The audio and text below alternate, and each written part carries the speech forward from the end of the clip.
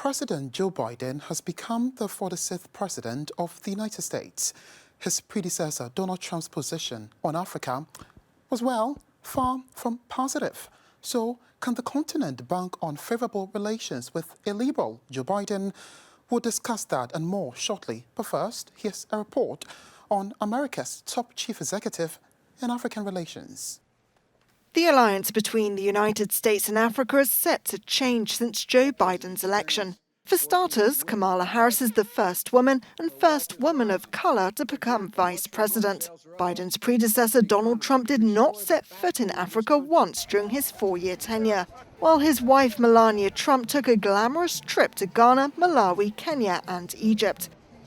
Biden's also pushed for a more diverse cabinet. His pick for Secretary of State Antony Blinken is a Francophile, and his nomination for Treasury Secretary went to Nigerian-American Wale Adebayo. On Biden's first day in office, he repealed Trump's travel ban for citizens of mainly Muslim countries, which included 13 African nations. But Biden has fires to put out. In Somalia, Trump's withdrawal of foreign troops has prompted security fears. And Trump's decision to recognize Moroccan claims to the Western Sahara territory have kicked up a storm with the Polisario Front, which has fought for independence. Jeff Hawkins has served in various capacities, with his recent role as consul general in Lagos, Nigeria, and also leaving the State Department in 2017. And he joins us for some conversation on this particular issue. Mr. Hawkins, thank you for joining us. President Joe Biden's occupancy of the White House and what this necessarily mean for Africa as a continent, bearing in mind that his predecessor didn't really have, much to do as far as policy is concerned. This is going to be very good news for Africa. I mean, Joe Biden is a president that comes to office with a great deal of experience. He is surrounded by a team of foreign policy experts who know the continent very well. And I would sort of call your viewers' attention particularly to two individuals. One is Linda Thomas-Greenfield, who's going to the UN.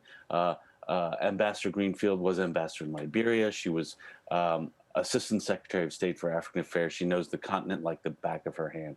The other one is Samantha Powers, who's going to USAID, and she also knows the continent very well. It's been very involved. And will be a great friend to Africa over the coming years. And let's also not forget that the Secretary of State himself is not only somebody that's traveled to Africa on a number of occasions, but also speaks fluent French. So he'll be able to speak not only to the Anglophones on the continent, but the Francophones as well. You would agree that Biden is taking the office at a very challenging time, and the fact that his focus right now would be on trying to deal with the pandemic, get the economy of the United States going.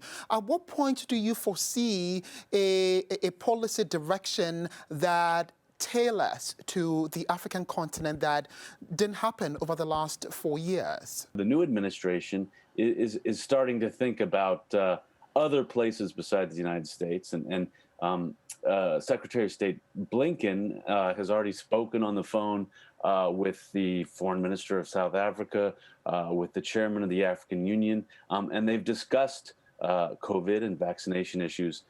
So even now, even in these first few days of the administration, they're starting to engage on COVID. But let's be honest with each other. Biden has a lot of things to worry about: COVID, the economy. He's not going to turn immediately to a big focus on Africa, particularly while he's still putting his Africa team together at the White House and at the State Department.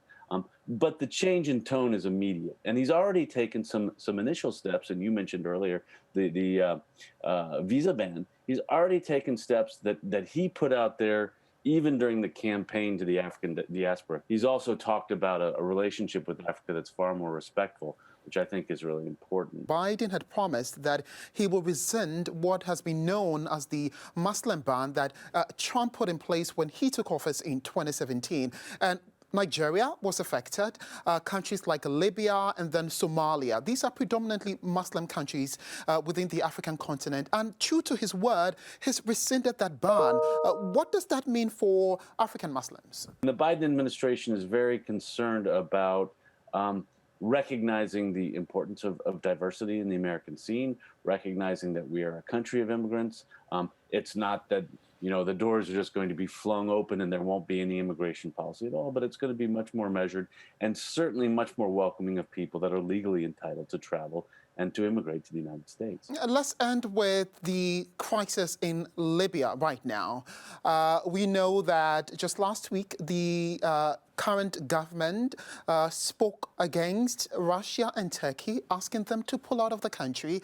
Are we going to see a critical role by the United States in Libya to, resolve the crisis? Well, I certainly think that diplomatically, the Biden administration will do everything it can to help resolve that, and to support the efforts of the UN and other actors there. I don't know how eager the administration is going to be to jump in with more than diplomatic muscle, but I think we'll certainly see that. Jeff Hawkins there is currently lecturing at the Institute of Political Science in Paris, France.